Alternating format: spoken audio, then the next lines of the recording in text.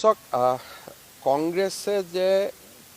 কংগ্ৰেছৰ যে গোটেই এপ্ৰ'চটোৱে প্ৰ' পাকিস্তান আৰু তেওঁলোকে যে ভাৰততকৈ পাকিস্তানৰ লগত তেওঁলোকৰ সম্পৰ্ক বেছি এই নিযুক্তিটোৱে তাকে আকৌ এবাৰ প্ৰমাণ কৰিলে। দ্বিতীয়তে কংগ্ৰেছত ভূপেন বৰাই হওক বা আন কোনোবাই হওক, হিমন্ত বিশ্ব শৰ্মাই হওক, ভূপেন বৰাই হওক, যিকোনো সৰু ঘৰৰ পৰা থকা মানুহ বা সৰু ঘৰৰ পৰা ওলোৱা মানুহ যে ইয়াত ৰাজনীতি কৰিব নোৱাৰে, সেই কথাটো আজিৰ নিযুক্তিটোৱে আকৌ এবাৰ প্ৰমাণ কৰিছে। মই আজিৰ পৰা কেইমাহমান আগতে দিলীপ শইকীয়া, মই, ভূপেন বৰা আমি একেলগে গুৱাহাটীৰ পৰা এখন ফ্লাইটত ঘূৰি গৈছিলোঁ। দিলীপ শইকীয়া সাক্ষী আছিল। তেতিয়াই মই ভূপেন বৰাক কৈছিলোঁ যে তোমাক এপ্ৰিল-মে' মাহত ভাঙি দিব। আৰু আজি অলপ আগতে দিলীপ শইকীয়াই মোক ফোন কৰিছে যে দাদা আপুনি কেনেকৈ গম পাইছিলে। কাৰণ তেওঁলোকে যেতিয়া এটা সময় থাকে, যেতিয়া পাৰ্টিটো ভাঙি যায়, তাক ভাল কৰাৰ কাৰণে আপোনাৰ মোৰ দৰে সাধাৰণ ঘৰৰ মানুহক ব্যৱহাৰ কৰিব। যেতিয়া ইলেকশ্যন আহে, টিকেট দিয়াৰ সময় হয় বা অলপমান এটা কেণ্ডিডেটবিলাক ঘৰত অহা যোৱা কৰে, সেই সময়ত তেওঁলোকে এই নীলা তেজৰ মানুহক লগত লয়। কিন্তু আমাৰ কাৰণে এটাই ভাল যে এতিয়া 10 ছেপ্টেম্বৰত যিখিনি কথা প্ৰকাশ পাব, তাৰ পিছত মই ভাবোঁ যে গৌৰৱ গগৈ এজন ব্যক্তি হিচাপে আগতে উত্তৰ দিব লাগিলহেঁতেন, সংসদ হিচাপে উত্তৰ দিব লাগিলহেঁতেন। এতিয়া গোটেই পাৰ্টিটোক লৈয়ে ডুবিব। গতিকে ভাল কথা, আমাৰ কাৰণে সহজ হৈ গ'ল, পাৰ্টিটোক লৈয়ে ডুবিব, গতিকে আমাৰ কাৰণে বহুত সহজ হ'ব।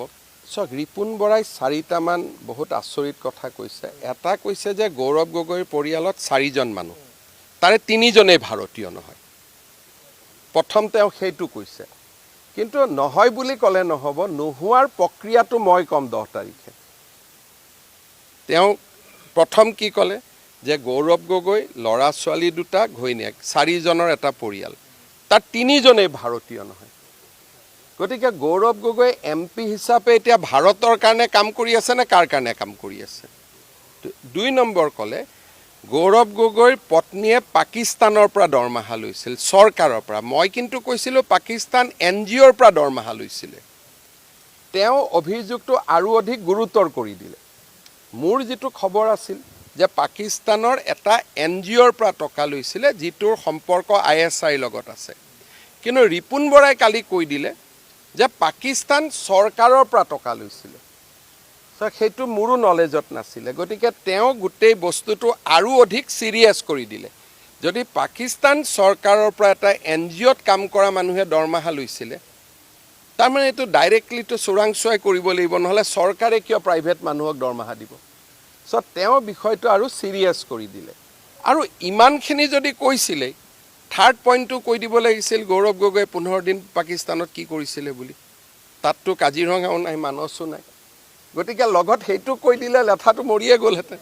গতিকে কালি ৰিপুণ বৰাৰ বক্তব্যখিনিয়ে প্ৰথম এইটো প্ৰমাণ কৰিলে যে তৰুণ গগৈৰ 2টা নাতিনীয়েকেই ভাৰতীয় নহয়।